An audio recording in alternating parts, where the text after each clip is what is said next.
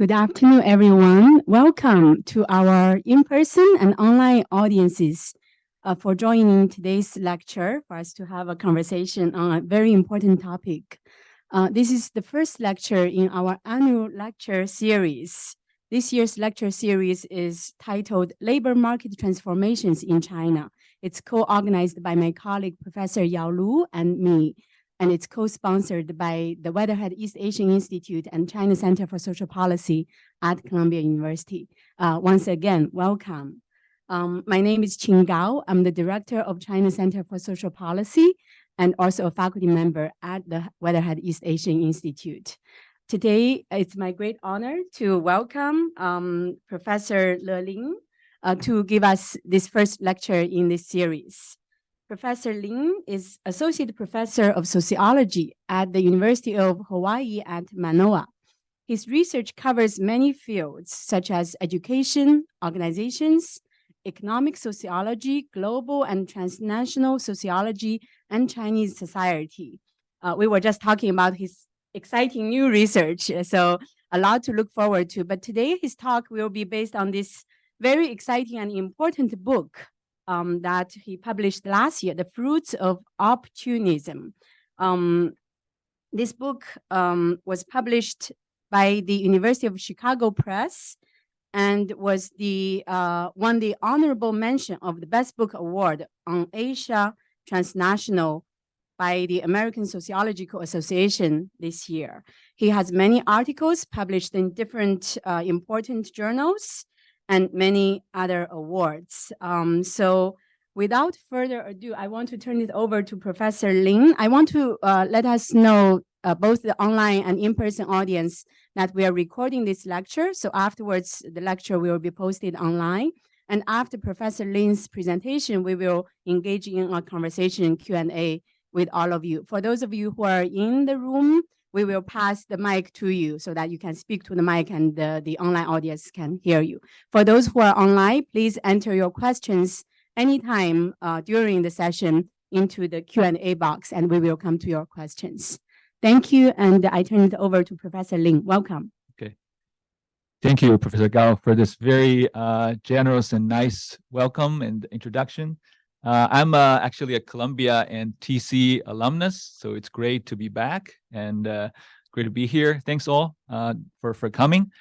Is it okay for me to migrate yes, to? Please. And you can share screen, right? Yeah. Mm-hmm.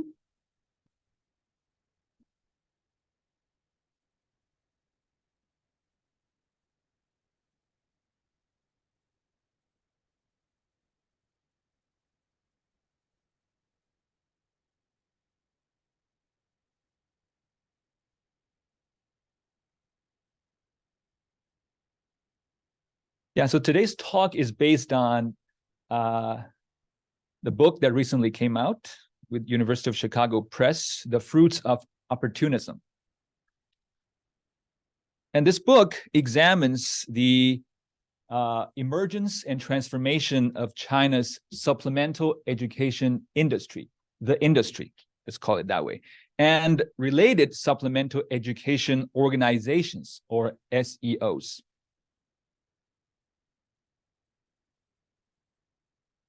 Okay, thank you. Yeah, to understand what SEOs are, we can just think about those organizations that provide all kinds of non-degree oriented and supplemental educational services, such as after-school tutoring and the test preparation coaching. So this industry enjoyed phenomenal growth for 40 years, from 1980 to 2020.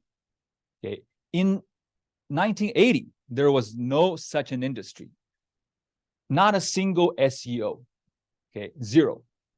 But in 2019, this industry has become the world's largest and probably the most vibrant for-profit education industries. Okay, we can share some numbers and pictures here. In 2019, among the world's top 10 richest people in the area of education, 7 of them came from this industry. Okay, and we can see, some of the leaders in this industry. I guess many of us here are familiar with who he is. So in this picture, he was joining a group of the most elite Chinese businessmen to welcome then French president. He is also, at that time, he was also one of the top donors for Peking and other universities. So to imagine the status, if we put it in the US context, it's like imagining the top donors for Columbia or Harvard or Stanford to be a tutoring guy, right, to understand the status of this industry, okay? And the picture on the right captures the moment where several dozens of SEOs went public on New York Stock Exchange and other overseas stock markets. So in the same year, 2019, among the world's largest 30 educational corporations measured by their value in stock markets, half of them, 15, came from this Chinese industry. So really, the largest and the most vibrant. And I should note that the growth in size and its expansion are not simply due to the massive population or demand of China, okay?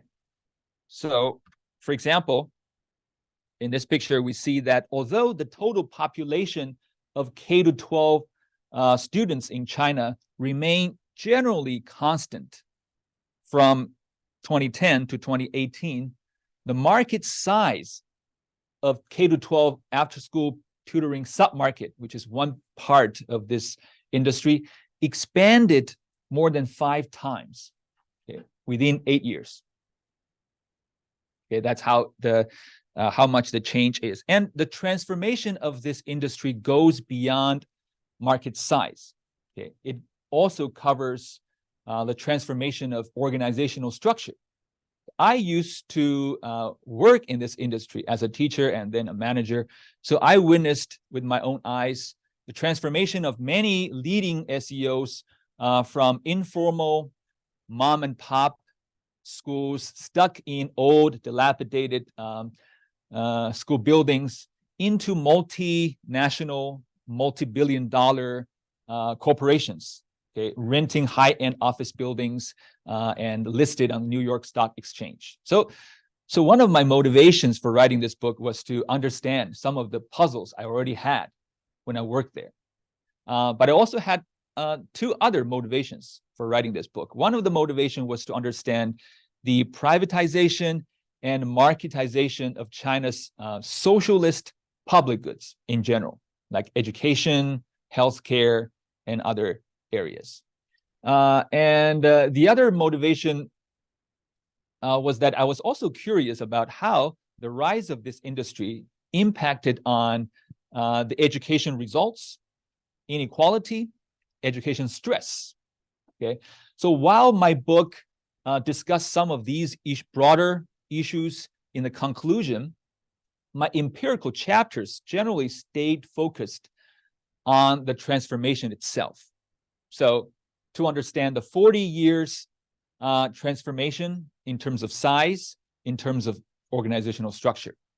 And that's why this book asks, how and why did China's supplemental education evolve into a for-profit industry dominated by private, nationally operating, and globally financed corporations, despite systematic restrictions placed on private ownership, for-profit activities, cross-region expansion, and financial operation in this industry by the Chinese state?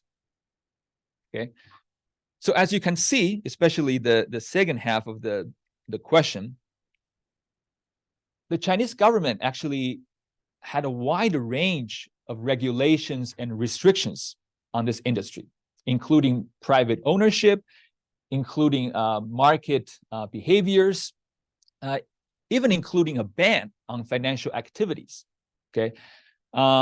In fact, in addition to some of these listed here, the Chinese state even had some specific requirement on the social profiles of the founders. So at that time, basically only senior professors and educators, okay, within the Chinese state education system with local hukou, with Danwei's recommendation, are allowed to establish SEO. So actually quite heavily regulated at that time. So basically, the initial intention of the Chinese state was to develop this industry into part of the socialist education system, rather than a standalone market industry. Therefore, unlike SEOs in US, in Korea, in Japan, the Chinese SEOs did not start it as private entities. And it went through substantial privatization, okay? And existing literature on education privatization and expansion of supplemental education usually adopt a top-down approach. And that is to say, they usually argue or claim that these changes often start with state-led, top-down policies or macro global forces. Okay, for example, the neoliberal state argument says that the reason why the socialist public goods are becoming more privatized is because this change was driven by the state's retreat from public sectors. So willingly, give these sectors to the hands of free market. Okay, and apparently this explanation doesn't work very well in this case, because as we have seen, the Chinese government had quite tight regulations and did not really want to give this area to the market. This book also engages with some sociological theory, such as new institutionalism in organizational theory. But for the sake of time, I think I can pass on some of these, and I welcome questions and comments later when we get to Q&A. And another group of literature I engaged with was China's market transition, such as where did China's private sector come from? And the stratification during the transition. That is to say, on the individual and organization level, who are the winners? Are those more well-connected and well-educated people and organizations, are they the winners during the transition? Or are they more likely to be those socially marginalized? Okay, and we'll get to that when we get to the empirical part. So here is my argument. It is what I call it a bottom-up argument, in opposed to the top-down one. Okay, I can summarize my argument in one sentence. That is, ambiguity rewards adventurers. Okay, and for ambiguity, we can consider this as the social condition, and adventurers are the social actors. All right, and let me unpack this argument a little bit. So basically, I'm arguing that under a very particular kind of ambiguous social condition, I call two-dimensional ambiguity. And that is to say, within this kind of social condition, it's unclear whether those organizations are private or not, and whether they're for-profit or not. It's unclear on both dimensions. And under this condition, a particular kind of organizations, opportunist organizations, became market leaders and rule makers. So instead of having the state, the government, driving the change from top down, these organizations acted as agents of change, pushing the boundaries of the market and pushing the state retreat from this area and push the privatization and marketization from below. Okay. And let me further unpack what I mean by opportunist organizations and opportunism.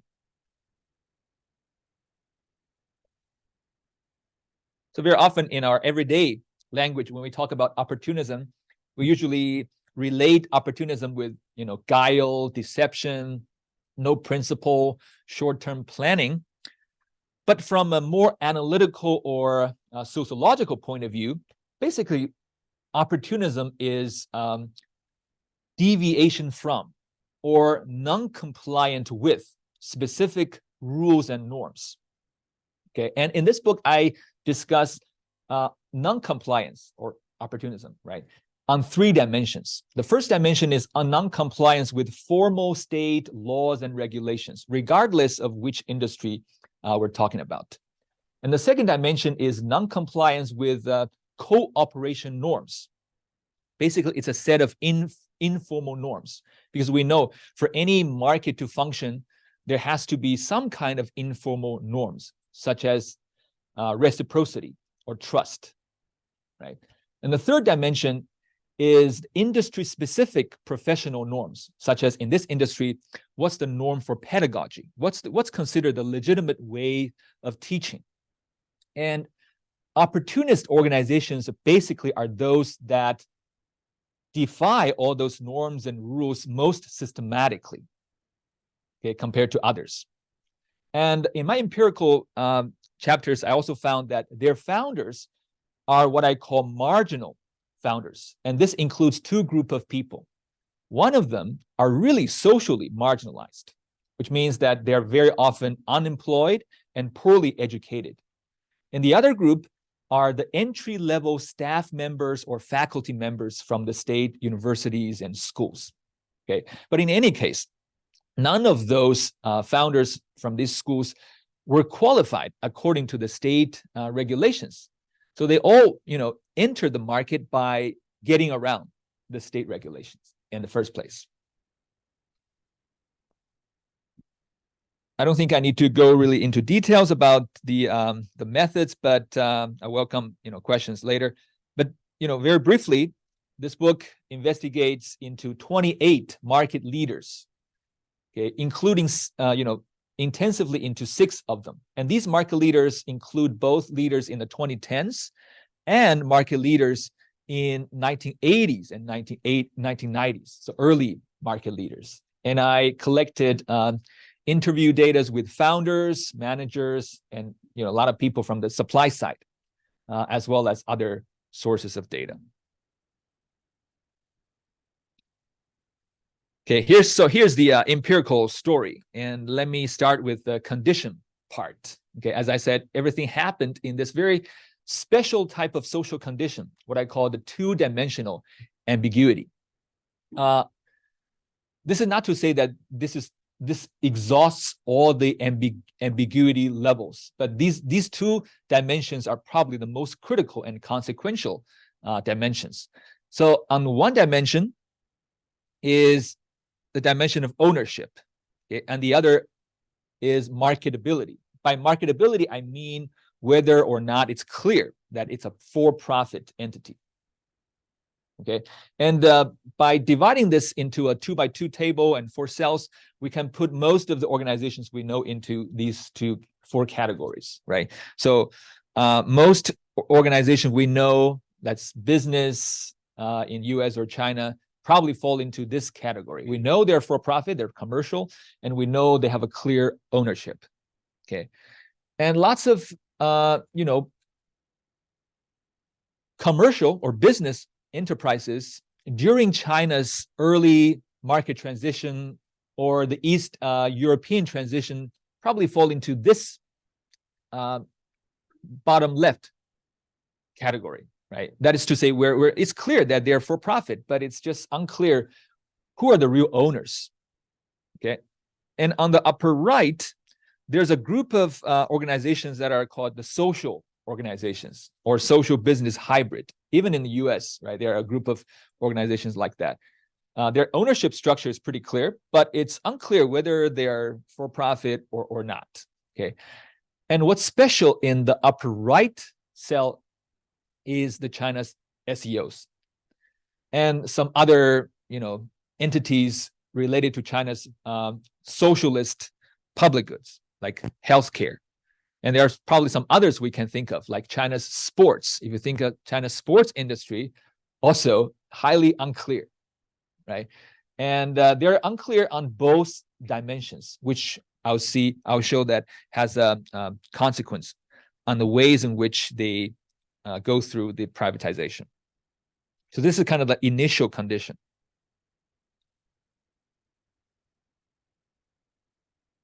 So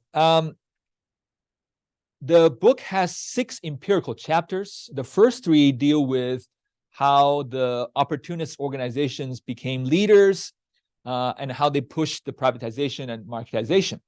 And the last three empirical chapters deal with how the leadership of those organizations sustained, how the opportunism sustained, despite the substantial, financialization, standardization, and institutionalization. Okay, and for the sake of time, today I'll talk more about the first three chapters, especially the initial round of market leadership reshuffle among three types of organizations. And here I'm using one specific submarket, that's Beijing's TOEFL GRE submarket, as an example. Okay, and basically the patterns for other submarkets are quite similar. So as we can see here in the early 1980s and mid 1980s, these are the top market leaders in this submarket.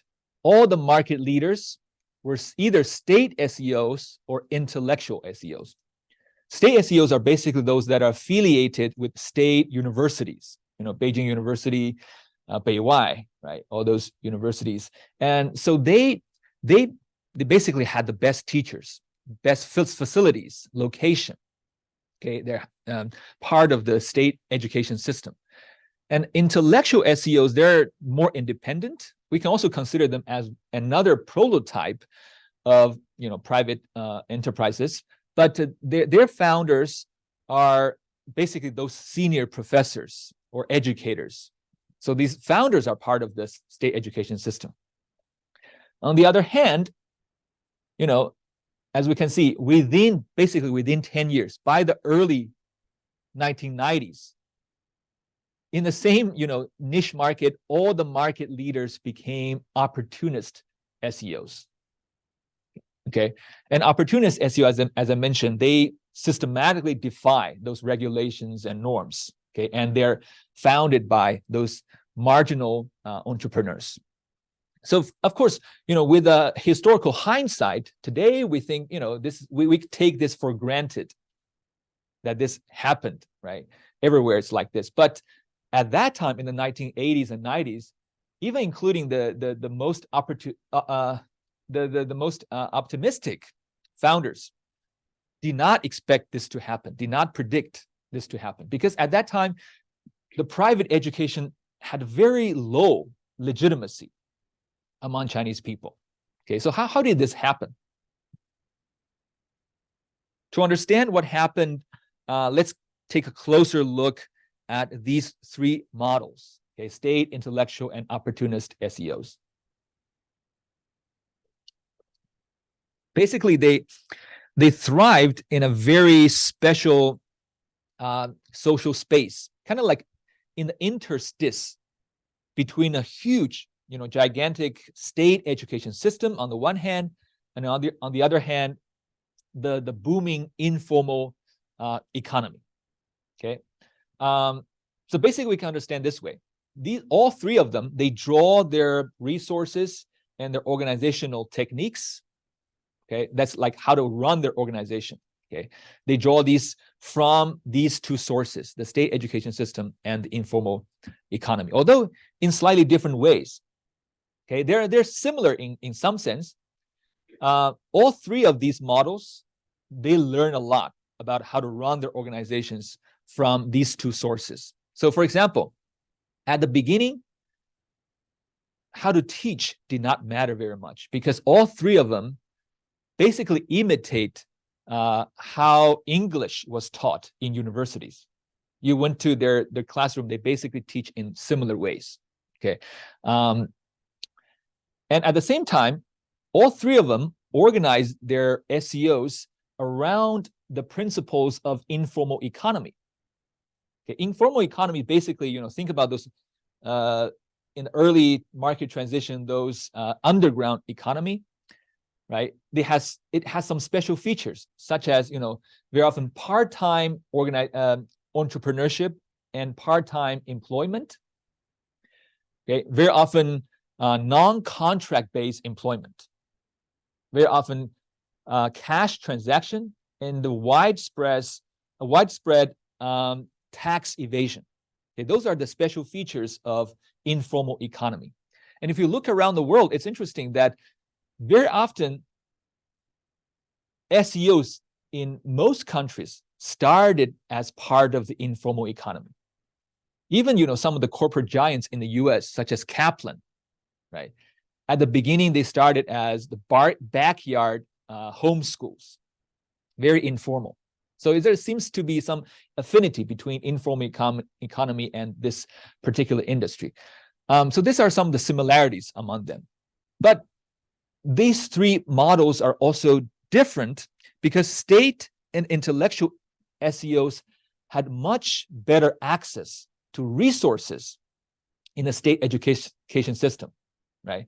So that's why I mentioned they had the best teachers, the best locations. They're very often, located within or next to the state universities. They have best facilities. Even their information were much better. Learning about how the test is going to change and things like that. On the other hand, opportunist SEOs did not have such, great resources or access to state education system, so they went to the other route. They went to find resources from the informal economy.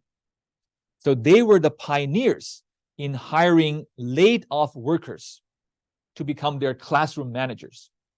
Okay, they were also the first to hire, those people who are less educated to become their teachers. So some of the famous teachers that some of us might have heard of, they're not known for their English level, but some of those SEOs hired them when they were still, high school dropouts and even street vendors, and hired them to teach classes like GRE, graduate level interest course. They're taught by street vendors and high school dropouts. Okay, so this is the how they differed, right, in terms of their social position compared to the state and the informal economy. So what it means is that existing research already shows that there's a connection between informal economy and opportunistic practices.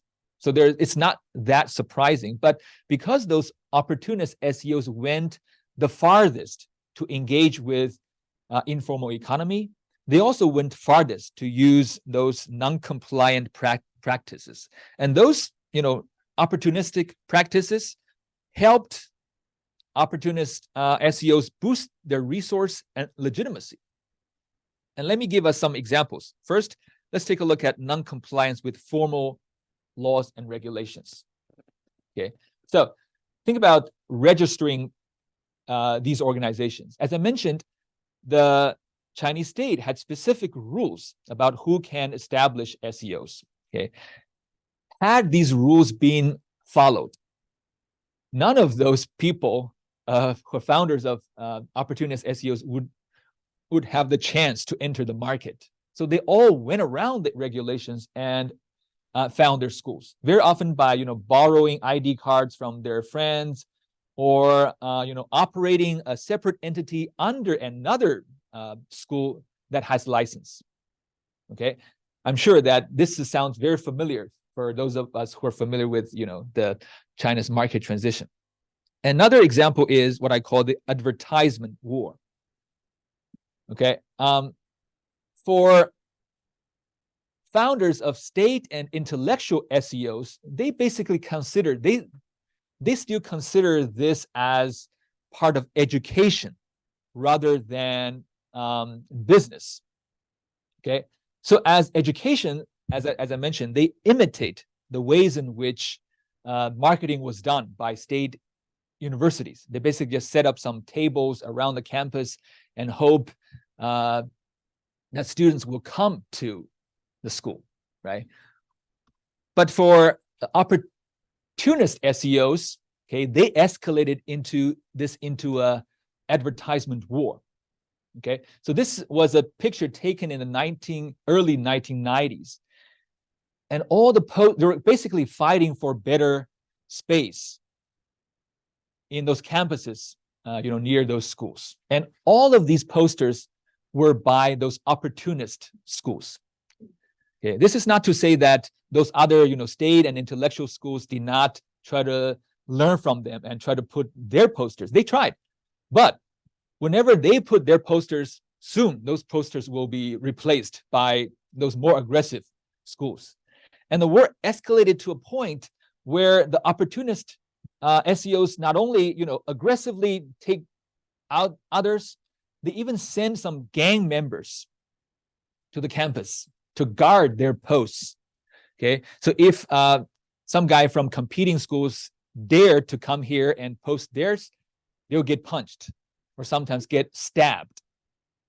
Okay, so this is how they got, how they went to the market and get the initial resource advantage to get the equal footing with state and intellectual SEOs. The other example has to do with non-compliance with cooperation norms. As I mentioned, that's some of the informal market norms based on trust and reciprocity. Okay, so here I have another example that's about dealing with teachers' opportunism. Okay, so basically, at that time, not only are some organizations opportunistic, teachers were also very opportunistic. Very often they promise the founders, their boss, that they will teach for you for, a summer. But whenever another competing offer came with higher, salary, they immediately jump off the boat and to the other, higher bidder. Okay, so very often, an SEO collapsed not because they did not have enough demand or students. At that time, the demand was actually quite abundant. Very often what caused the collapse of SEO was some famous teachers leaving with his or her students. Okay, a lot of state and intellectual SEO collapsed because of that. But what's different from opportunist SEO is very often their founders deal with teachers' opportunism with opportunism. Okay, so they developed, snitch, divide and conquer, buy out, all those, tactics that are not based on trust to deal with those, rebelling teachers. And here is an example. This is a little bit complicated example, but let me kind of try to simplify it. Kind of like a Three Kingdom trick story, right? At the beginning, this guy, Su, these are all pseudonyms, but he is a very famous founder. And at the beginning, at that time, he was still operating under another school. So he was paying some fees, and paying that fee narrowed his profit margin. So secretly, he was pulling students into his another secret school. So he did not have to pay the fees for these students, right? But two teachers who worked for him found about this. And these two teachers made a call to a competitor and invite a competitor to join them, and so they can make some deal with the umbrella organization and take over this division. So the teachers tried some opportunist action first, but this guy, Su, the founder, he was very opportunistic and he knew all the tricks. Okay, he relying on some insiders snitch, and then he went to someone's home to buy out one guy and divide them, and eventually he stayed in business. And later he also came out from this the other intellectual school and became independent. That's how he became successful, and the intellectual school he was under later collapsed. Okay, so this basically give these schools resources like students, and later we'll see that they also help them with legitimacy.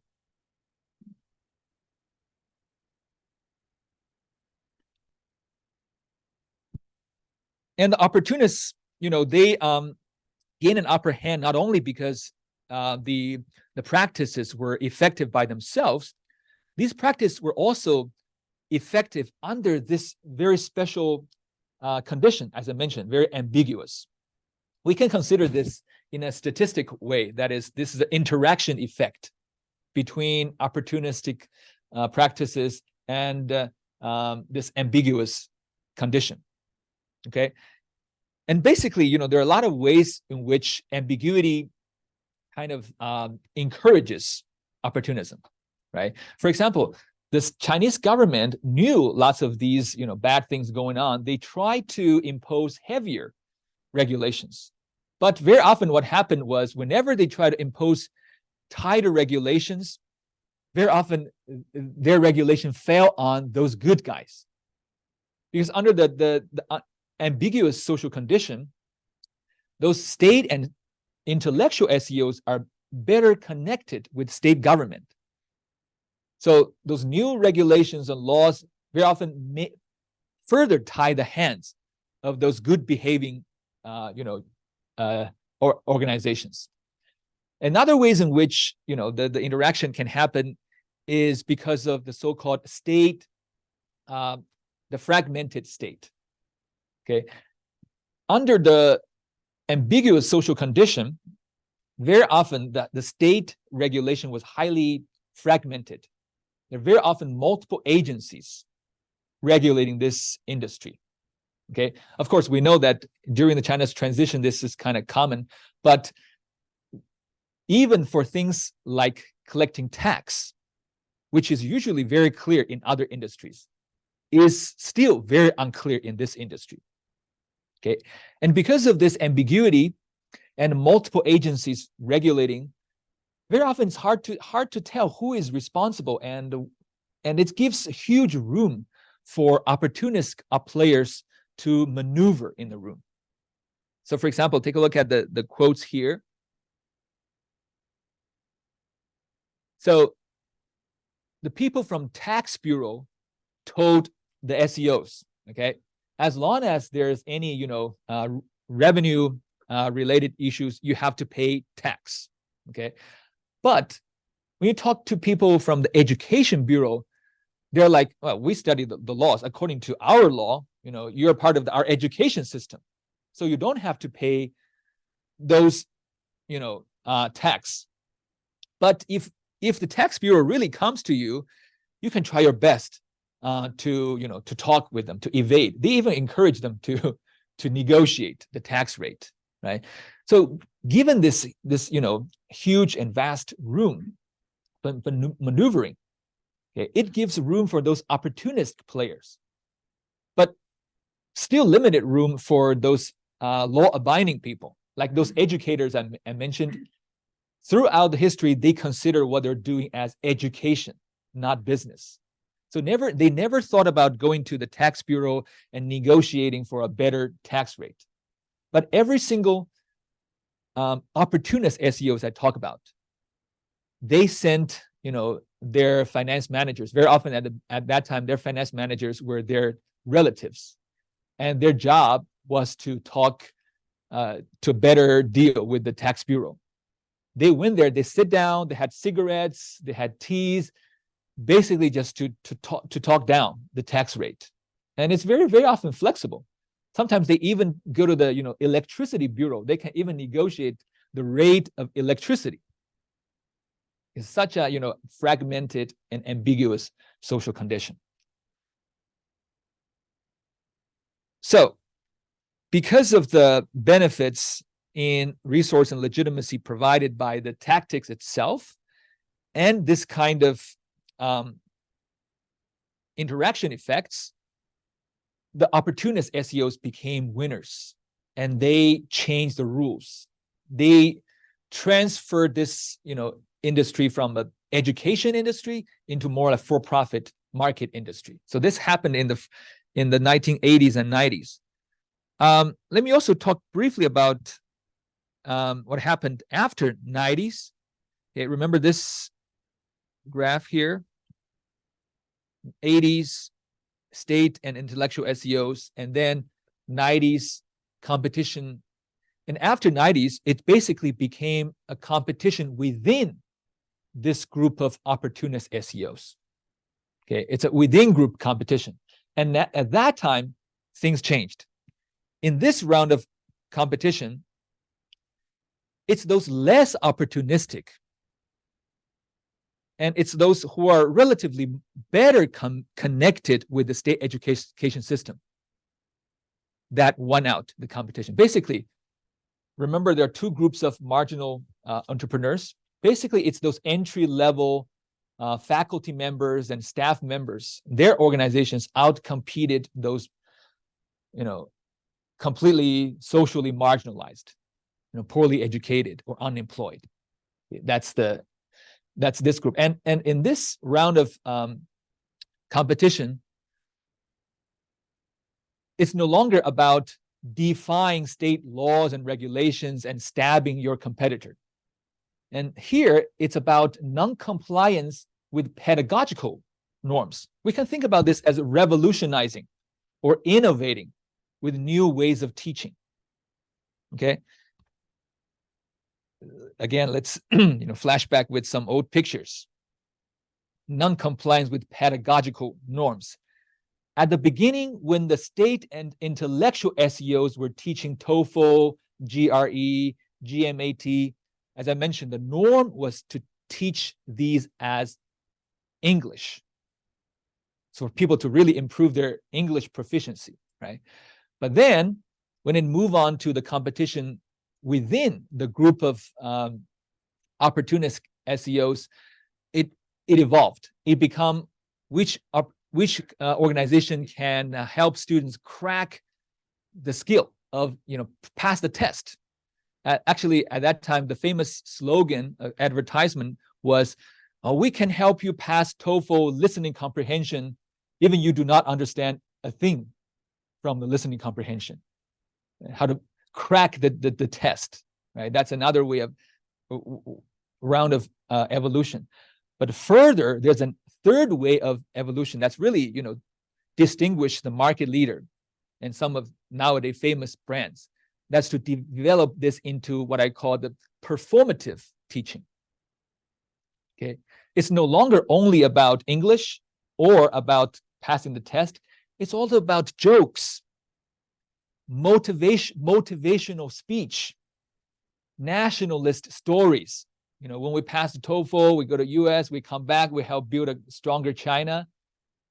There's a substantial percentage of time within each class spent on those performative things. And that really totally changed the landscape of this industry. Before, only those people with very specific demand, I want to study in the US, went to those schools. But now with performative teaching, a lot of times students were like, oh, my schoolmates are going. I heard it's a cool place. Teachers are all funny. They joined this group and it totally expanded and created new demands for this industry. Okay. So that's basically the empirical part. Let me spend 1 or 2 minutes talk about let's sit back and think about some of the broader implications here. Okay. First of all, from the we can either talk about this as education privatization, or more broadly, where does market come from? Where does private sector come from? Okay. If you look at the literature, usually there's one group of literature that talks about how state actions, state policies create market. If you think about developmental state, right? The market developed by the state, right? Another group of literature consider that market is kind of basically thrive under the radar of state. Whenever there's more state regulation, there's less market. So markets thrive, if you read Huang Yasheng's book or Victor Ni's book, they're called the bottom-up approach, right? Market thrives in areas where there's less state regulation. But here I'm proposing a third approach. Okay, we can consider this, market thriving under the state's nose. For all those industries, not only this one, education, but also China's healthcare, sports. Okay, it thrived right under the nose of a giant state system. They borrowed the resources, they learned how the state system runs, and then they also collect other things from informal market, and boom, comes something new. Okay. Another implication is in terms of China's post-socialist market transition, what's really the engine? Because a lot of literature talks about how China, converged into the global neoliberal capitalism order, by, institutionalizing itself, by rationalizing itself, by standardizing. But here, as we see, even in the last 3 chapters, I showed how this industry did institutionalize in one way, but also there's an evolution of the opportunist practices. Okay, so there's really not that much of a convergence, but some kind of divergence, although it's not really the old Chinese guanxi type of way of doing business. Okay, and finally, beyond the Chinese context, remember my argument is ambiguity rewards adventurers. I think it'll be interesting. I showed some examples in the book that I think it'll be interesting to look whether this can be generalized to other settings, right? For example, think about like in US, I took an Uber here. So I was thinking, for Uber, this industry was also kind of ambiguous at the beginning, whether the Uber is an employer or a platform, it's unclear. Whether it's true in more ambiguous space, more aggressive and norm rule defying entities like Uber win out. I think more statistical and more empirical work are welcome, and maybe we'll see new findings. Okay, well, thank you. And I welcome your questions and comments. Thank you so much, Professor Lin. We will now turn to question and answers. For those of you who are in the room, please raise your hand and I will pass the mic to you. And for those of you who are online, please enter your questions to the Q&A box. Thank you. Yes. Okay, today we talked a lot about the supplemental education. And as we know in China, in these years, we launched a policy, things like to reduce the pressure of students and to suppress the supplementary industry. And I want to know, in your point of view, how do you see Yu Minhong leading his teams from teaching to do the live stream selling? Very interesting. Okay, thanks. So the come here or stand there? Okay, yeah, you can stay there. Okay. Yes, basically, we all know that there was this new double reduction policies, right, which was actually implemented in 2021.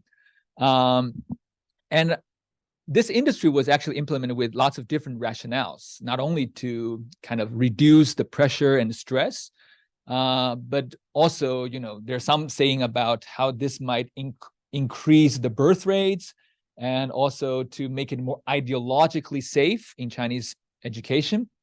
So with regards to the effects, I first talk about the effects overall and then about the effects on New Oriental, right? I think a lot of people already doubt from the very beginning the effects on the stress reduction as well as the results on inequality, right? Because as I showed, the basic culture and the structural condition did not change. It's still a highly ambiguous. Actually, the new policy made it more ambiguous. In the 2010s, it became, for several years, it became clearer that the state was trying to make it more to the market for profit side.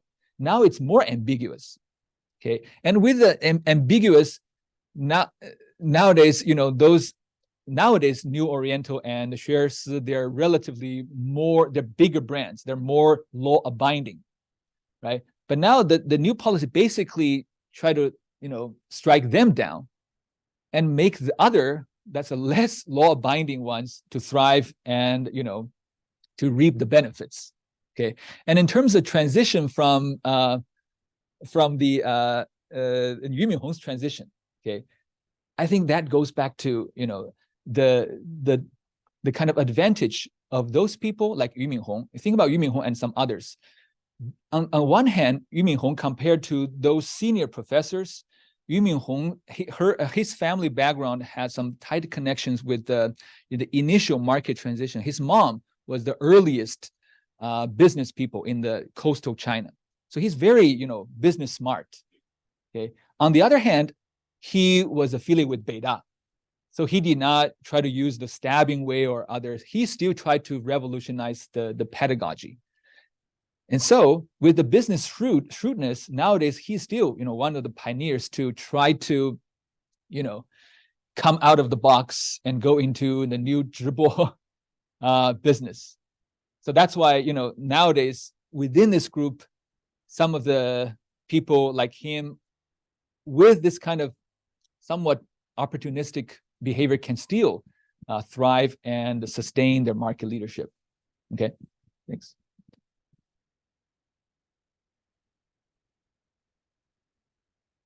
Hi, I'm wondering, have you looked into like specifically the consequence of the double reduction policy? I mean, after this policy, I know very famous like supplemental education industry companies have suffered a lot from that policy. So after this policy, do you think there is still, like the title says, the world's largest for profit education industry? Mm-hmm. Is it still like the largest? Interesting. Yeah. Let me get to the latter part first. Nowadays, it's harder to measure the size because before there were, they're all listed on New York Stock Exchange, the size of the company measurable, and there are a number of, auditing companies, consulting company constantly measuring the market size. But nowadays, they knew that this no longer, capital intensive. So lots of those people left, the consulting firms and things. So it's harder to measure the size. But I still think, the demand is still there. The stress was still there. And even though we cannot measure it, a lot of times the students went around the regulation to find teacher. I have another project that's actually also connected with the labor market theme. I studied the online education, English teaching, taught by more than 100,000 US teachers, okay, online to China. At the beginning, this new double reduction cut off their jobs. They were no longer able to teach. But guess what? The students in China, they found all kinds of ways to get around. They registered a Yahoo email, pretending to be living outside of China. So we're not Chinese students, okay? Or in some other cases, their parents register an account so that we're attending adults classes, right? And in that way, nowadays, these classes are back. So I think it probably, strike down some of the market leaders, but the market size, maybe with some short-term hit, but it's still going. In terms of effects, probably the inequality will be even worse. This is exactly what happened in South Korea. South Korea had similar ban in 1980. And what happened was not that the shadow education or supplemental education going away, but only that the visible ones going away. Now, only those rich people can afford private tutors, at home. We watch movies, right, like Parasite. Those people can afford one-on-one private tutoring. So I think they're mixed finding, but I would like to see more, empirical study on these areas. You can make a question, please. No. Okay. Thanks.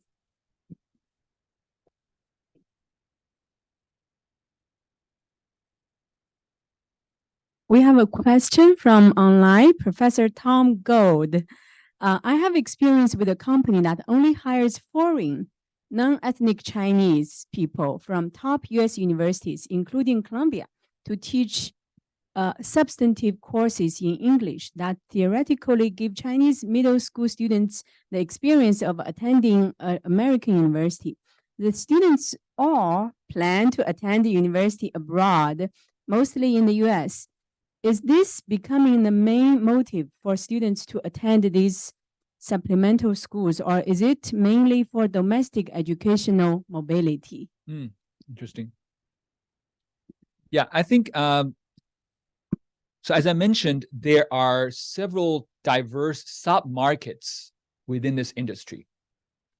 Okay, so some are K-12 after school tutoring. Some others are more study abroad oriented.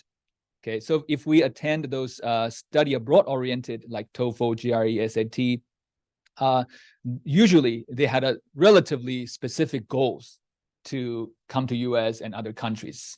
Okay, but for others like K-12 education, indeed, some of their parents have specific goals. I want my kids to move up, not only in score, but maybe also in social status. But in some other cases, they just follow what others are doing. Because nowadays, if you don't participate, then you are lagging behind, right? And in fact, for those who are coming to the US, it nowadays becomes a also highly stratified market. Some very elite students, I mean, both in terms of their performance and their family background, they pay a large sum of money to get not only courses, like the kind of more academic and test preparation, also include some of their, resume polishing. And nowadays, this is actually related to my next book project. That is the whole package of redesigning your K-12 education. Okay, though they help students from very early on, from primary school, from secondary school. If we know that Columbia is looking for students who want more extracurricular activities, or we know Columbia is looking for students who excels in biology contests, we help your kids design them. Okay, but of course, very expensive price tag. But there are also other, there's a stratified market with all kinds of services included.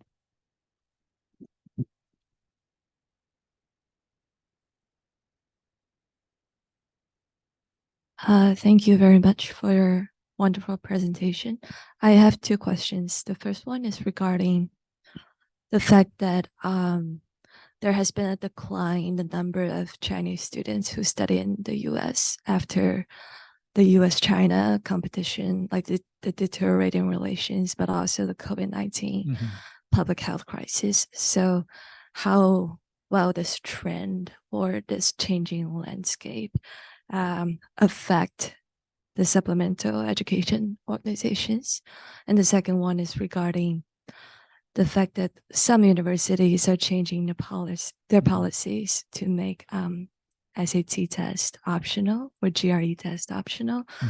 So how does that also change this industry? And I think it's very, one interesting aspect is, as you mentioned in the presentation, a huge part of the service is not simply to teach English anymore, is to market the students to the schools. So is there a possibility that these supplemental education institutions will become public relations or marketing agencies to public marketing, like PR agency or marketing agency, like in a similar fashion? Because I think a lot of what they do is kind of like marketing students to the college. Yeah. This is another question related to the current trends, right?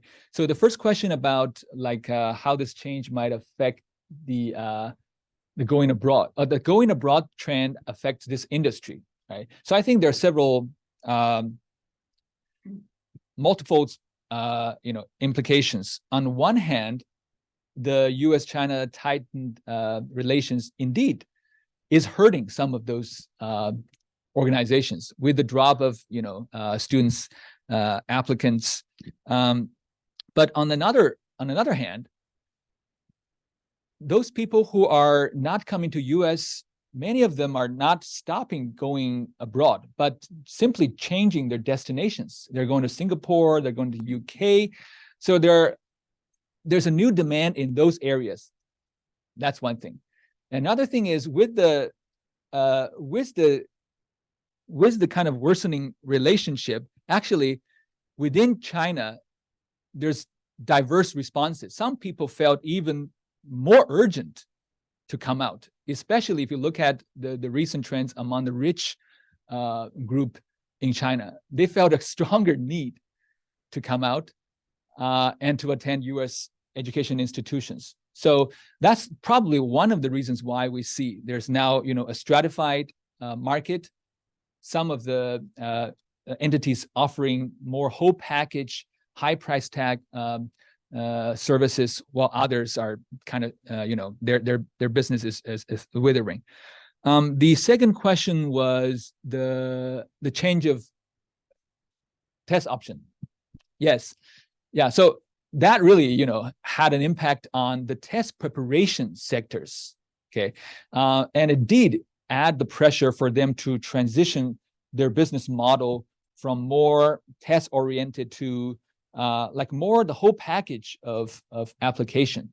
And that's why, we see they now help students polish their CVs. And also nowadays, this is some really new trend, like what I mentioned about redesigning their childhood. So more like it's kind of like a PR, but also kind of like more toward the agency. And with the agency, they can play the information game, right? Like I can give you an example. One of the agencies I talked with said that they can help your kids to put on a performance in a Carnegie Hall because they have some connections. But in Carnegie Hall, although we know that in Carnegie Hall, we know that maybe putting a show in Carnegie Hall does not necessarily mean you're a great performer. But if you put it on their CV, that's a big thing. So when these agencies, they figure out some of the information, they figure, oh, it's probably not that difficult to organize a show in Carnegie Hall. And then they can, organize their business around the information disparity. Okay. Thank you so much. Great questions and great answers. There's another question from the online audience. I would like to ask the professor if it is possible to replicate the prosperity of China's education and training industry in African countries. Good question, right? From south to south. Yeah, I think it will be fairly difficult for several reasons. As I mentioned, there are some cultural and structural conditions for this to happen. For the cultural reasons, think about the meritocracy that's part of the Chinese culture, right? So actually, also the U.S. education nowadays is also being called highly meritocratic, but it's still very different from the test score oriented meritocracy in China. And that really, is one of the cultural foundations for, competition, for comparing, for test related issues. And another social condition, as I mentioned, is this very highly ambiguous social structure, right? The more the state tried to regulate, it actually unintentionally encouraged this kind of opportunistic behavior, which in turn expanded the market size. But without, a highly intervening active state and the meritocratic culture, I think it will probably be kind of difficult for this kind of industry to thrive in large scale. That's why, we see the most vibrant sectors around the world for this industry is East Asian societies, right? Even though, as I mentioned, there's some variation between China and some other countries with regard to access to finance and other issues, but basically, it's more difficult to see this in other parts of the world.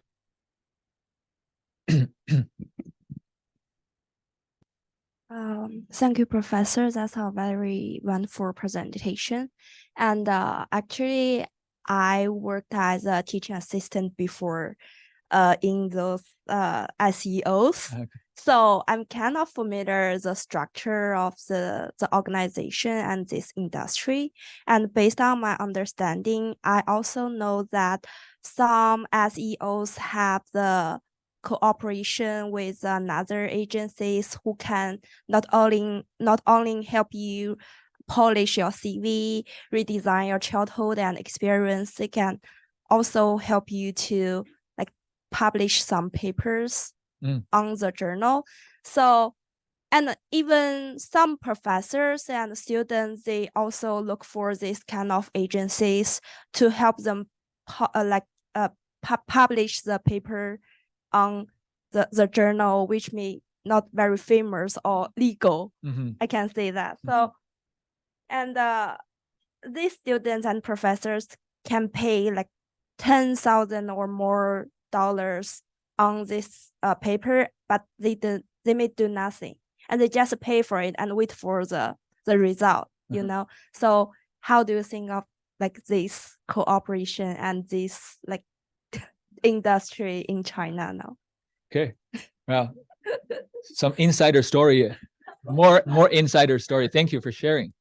I think that kind of to some extent confirms what I said about those opportunistic dealings in this seemingly highly regulated, but actually there's a lot of loopholes. And especially like what you mentioned, in this, there's actually a whole industry chain about publishing in the ghost journals. There's some upstream, in Africa and in other countries, they help you, establish some journals, and then some other agencies.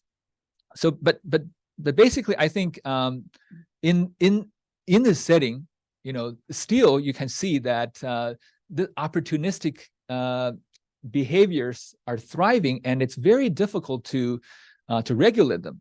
Not only because within China there's high ambiguity, but also it concerns the transnational regulation. For a Chinese student to apply to U.S. college, how can U.S. universities, colleges, manage some Chinese organizations' behavior? How can we detect some of those ghost writings, right? So I think to some extent it confirms the role of the opportunism in this industry, but on the other hand, it also provides new areas for us to do more research on transnational regulations and transnational policies, not only from China's point of view, but also even from a global or U.S. Admission stand. And that I think goes back to, for example, to the question about SAT or other areas. Does eliminating SAT or other tests make it more equal or less equal, given the existence and influence of those test preparation agencies, right? I think I would like to see more studies in those areas. Yeah, thank you. Thank you, Professor Lin, for this wonderful presentation. And I'm really impressed by your sample about like 28 SEOs and 98 interviews. So my question would be, I'm wondering, among all the SEOs you got a chance to interview and explore to, are like, how's the distribution of it? Are there like, how many are the market leaders and how many are those like less opportunist organizations? And also among the 98 interviewees you had, what is the distribution? Are there like some of the, are the founders, or are they like a tutor or just teacher or just manager? And did you notice any like pattern in their response, or are there any differences in terms of the focus or their response at different level, people in different level in the same organization that we gave you? Okay, yeah, an interesting question about the methodology part. Yeah, so basically, the first question is about the samples of all the organizations. Yes, like what are those? How many are the market leaders and how many are like less opportunistic? Okay, they're all market leaders, either market leader of the whole industry, which only took shape after different sub-markets merged into a greater market. At the beginning, they're only local sub-markets, like at the beginning, Beijing TOEFL GRE or Shanghai, child education. Later, it only became a national market when there were national leaders. So there are a group of leaders like that, but there are also leaders within some niche market. Okay, and most market leaders I studied that were founded after 1990s were all opportunistic. Okay, more or less. Only those that were founded in 1980s and early 1990s, some of them were state and intellectual SEOs. So the majority in the sample were the opportunist SEOs. And that is related to the question I was asking, right? I was interested in the role of these organizations. So that's kind of like the distribution of the sample. In terms of interviews, yes, this is a study that's mostly based on the supply side story. So I did not really interview students or the impact on their results, okay? So I interviewed mostly founders, managers, 2 or 3 government officials, but mostly founders, board members, managers. And there's some very interesting pattern, such as how competitors have very different stories on the similar event, right? And that kind of reminds me at that time the importance of cross-checking their stories, especially when they're competitors, especially those people who lost the competition to some nowadays giants, right? Another pattern is there's a clear storyline for people of similar positions, like managers. They were talking about a similar, like the going public on New York Stock Exchange and how to comply with the American standards from the manager's point of view, which is very different from those early entrepreneurs who are dealing with the governments, drinking alcohol with the governments. So I think in that case, I think it's critical to combine the kind of semi-structured with structured interview. So it kind of tailor some questions for different positions who share different bodies of knowledge. Okay. Yeah.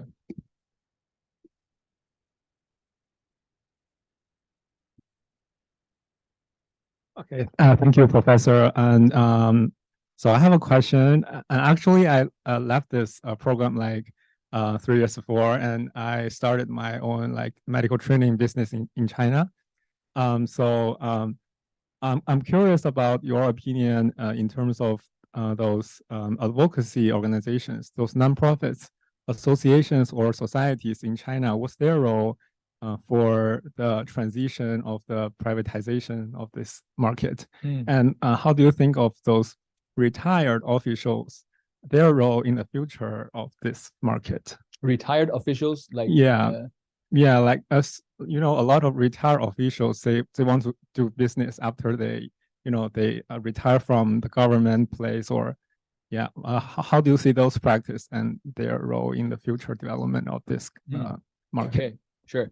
So the nonprofit part, this associations in China, this association played relatively minor role in regulating, which is very different from other more institutionalized societies where you see the industry associations. In China, there is this 民办教育协会, non-governmental association, and I knew the Tao Xiping and other leaders who were trying to regulate this industry more, but they had very limited power in terms of personnel, in terms of resources, in terms of what kind of license they can give to teachers.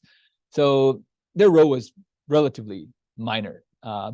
And actually, all those SEOs themselves, in face of this highly opportunistic environment, they also tried to impose some kind of associational regulation. But very often, you abide by the regulation, but they don't. They get benefits, though it kind of did not work out. With regards to the retired people. That's very interesting because actually the early wave of entrepreneurship, especially what I call the intellectual SEOs, their founders were predominantly retired professors and officials from the state education system. And at the beginning, they were called by the government to contribute their remaining energy. That's known as 发挥余热. Because this industry, as I said, it was at the beginning and encouraged by the state to solve some very specific practical issues like unemployment issue in urban China in the 1980s. So the old retired professors were mobilized. And that's, I think, also one of the reasons why they were kind of competed or kind of a lot of times tricked by the younger, more aggressive entrepreneurs. They were really abiding by the old way of doing education and couldn't at all find this as a for-profit activity. Yeah. Thank you.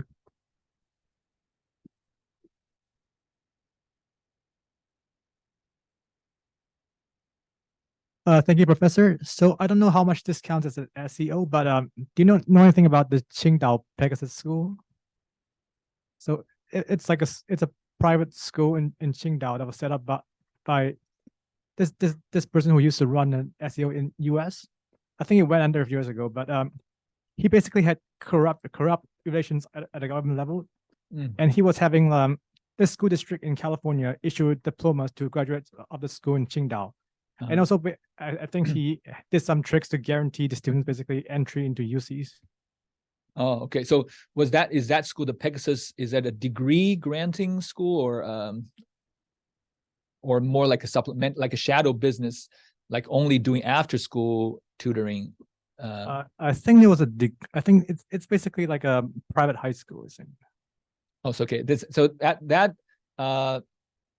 technically that is not a supplemental education institution, because the supplemental here means usually not degree oriented, although there's sometimes some convergence, because those not doing degree can expand their business going into degree oriented, right? But I think your question probably points to the similarity in terms of the opportunism in US and Chinese SEOs. Is that what you're? And also like how they're like through corruption, like basically setting up a school like that in China. That's also opportunism, right? Yeah. If I kind of this opportunism idea, you can consider it as an umbrella that covers defying rules and norms, or some industry specific way of doing things. So in this case, it definitely, if those people are not earning their points toward a degree in the US, but they're getting a degree, that's definitely, defying the regulations by the accredited agencies or other areas. And in fact, in the US, there are also nowadays some studies about the opportunism in this area. Remember there's a scam in 2018 or 19 where a kind of like a agency and their people bribed some coach in Stanford and Southern California and their coaches so they can send their students to those schools. So as I mentioned, this is in all over the world, this is an industry that's very often operated as part of the informal economy. So there are a lot of loopholes everywhere. In the US too, a lot of people are doing tutoring without paying, sufficient taxes. Okay, so there's some similarity, although the level of the opportunism and the multiple dimensions, I think, still kind of different from what we saw during China's market transition. Yeah. Mm-hmm.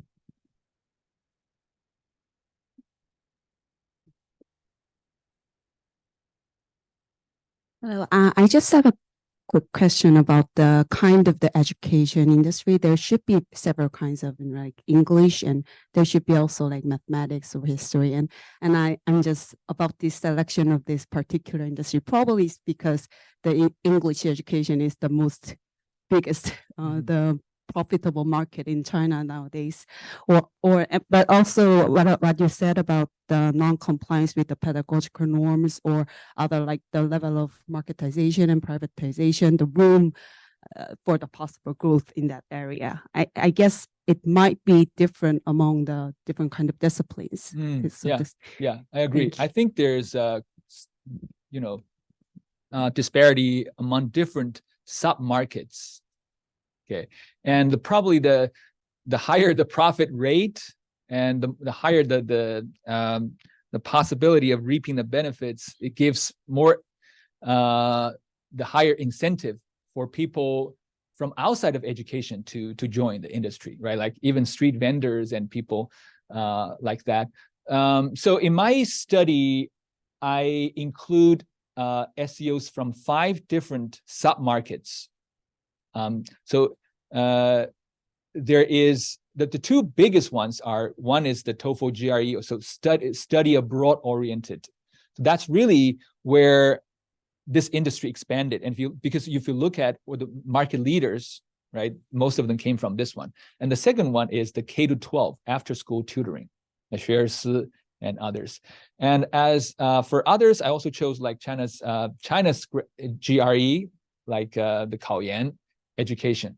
So there's some more similarity among those test oriented. But if we look at some of the more after school talent, like music or sports, I think things will be very different.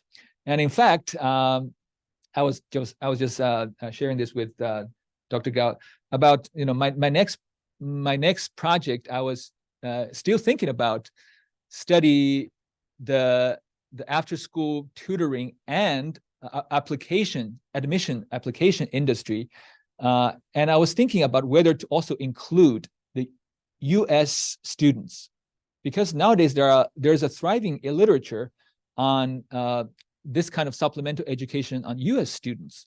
Like recently, there's a book called